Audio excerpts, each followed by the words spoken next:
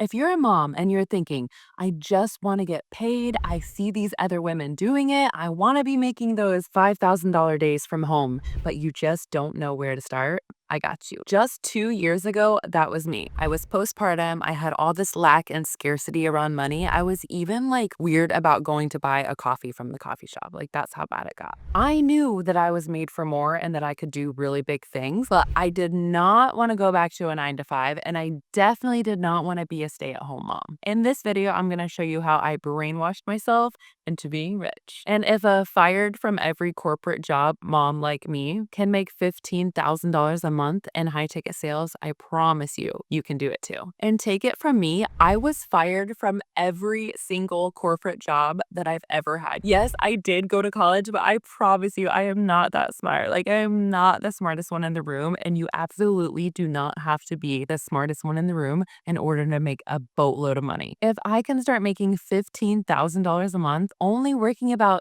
12 hours a week, I promise you can too. But first, I'm going to share with you 4 beliefs that I had to believe and implement in order to start making a bunch of money. Number 1, stop listening to broke people. The only advice that you should be taking is from people who are in the shoes that you want to be in. They're making the income that you want to be making, they're driving the cars that you want to be driving, and they're making the kind of money that you want to be making. I hate to say it, but your broke friends probably want you to stay broke. It makes them feel better about the choices that they're making, let's be honest. Think of it this way. Would you ever take parenting advice from someone that doesn't have kids? Then why would you take money advice from people who don't have a lot of money? If you do the things that those people do, and if you think the way that they think, you're going to get the same outcomes that they get. That's just the way that it works. This is why it is so important to surround yourself with successful, like-minded people. When I started going to live events and actually surrounding myself with other entrepreneurs who are making $100,000 months and making it seem easy, that's when I finally started believing that it was possible for myself as well. So I promise, if you are one of those unicorn moms who's a big, big dreamer and like you want to be a CEO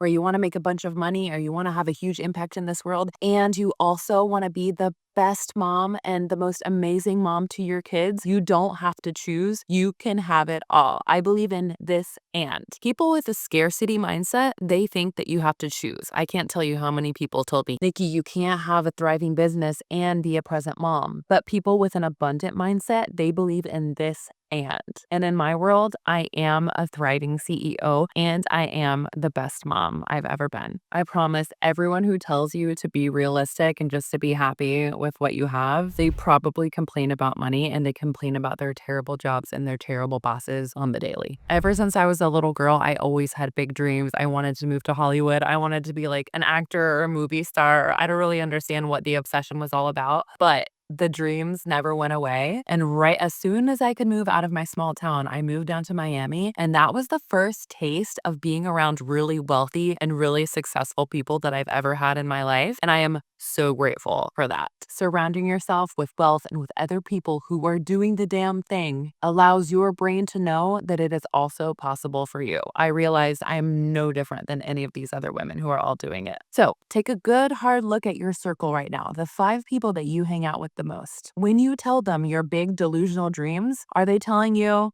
I don't know, it's kind of risky, like there's no guarantee? Or are they telling you, of course that's going to happen for you? Number 2, money loves speed. Every successful person values their time and knows the importance of decisiveness. I think it's Alex Hormozy that says, bad decisions don't kill dreams, but indecision does. So be careful, because while you might be researching it or thinking about it, other moms are just taking action and already getting paid, and you're still thinking about it. The comfort zone and being afraid to take risks is actually a really dangerous place to live. You think that you're being responsible, but in reality, you're actually just delaying decisions, which keeps you exactly where you are and like stuck on the hamster wheel. I have such big dreams and such FOMO that every day that I wait, it feels like it's actually costing me something. That's what the opportunity cost of doing nothing is. It starts to weigh on you. And I truly believe that procrastination leads to depression. When your bold and when you're brave and when you take a step in the dark. You know those stories that people have where it's like the day after they make a big investment in themselves, all of a sudden they get their first customer? It's not a coincidence. The same thing happened to one of the clients who signed up for my sales academy. She said literally the first week into my sales academy, her dream job popped up. She applied for it and she got the job. Literally, you guys, within 7 days. There's a few things that I've actually been thinking about getting like tattooed on me somewhere. And the first thing is clarity comes from action only. The second one is fear is the green light.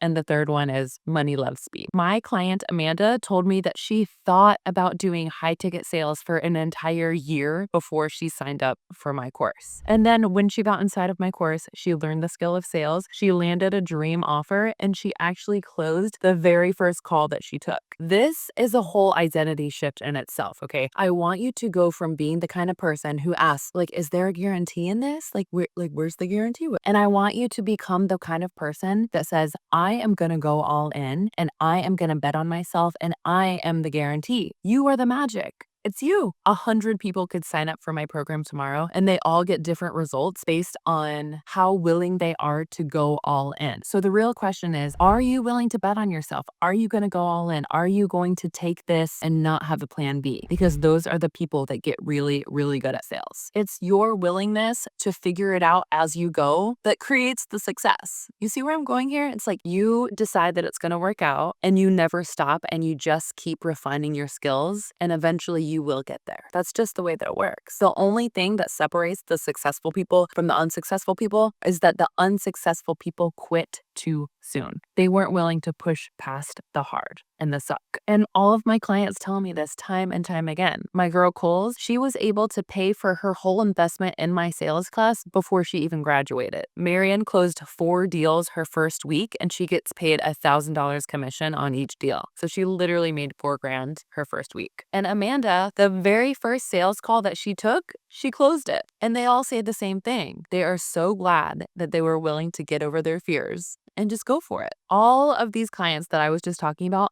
none of them had prior sales experience. They just decided to bet on themselves and to go all in and to study. Like we make flashcards, we do role plays, we get our reps in. So my question for you is, what is it really costing you to stay on the slow route? That's the real risk. Point number 3, and this is a big one. You must believe that sales is service, not any of the other negative S words like sleazy or slimy or whatever. I think we've all probably had some sort of bad experience with a salesperson before, and that's where it gets this bad reputation. But that is masculine sales, and it's pushy and it's gross and it doesn't feel good. The right kind of sales, however, feels empowering. Sales is helping people say yes to a transformation that their heart is calling them towards. People are just scared though, and it's really hard for people to change. So that's why as a high ticket sales rep, you are literally the facilitator of an amazing transformation. You can help change the trajectory of someone's life by helping them get out of their own way and get over this little bit of fear that might be holding them back from something on the other side that is absolutely amazing. The best part about high ticket sales is that when you get on a call with someone, it is an inbound warm lead. So what a warm lead is, it's the opposite of a cold lead. We all know what cold calling is, right? Like picking up the phone and just randomly dialing numbers and trying to sell people stuff that they don't want. Warm inbound leads are people who filled out a form, they're interested in getting more information, and they want to hop on a call with someone who could possibly help them. You get to be that person.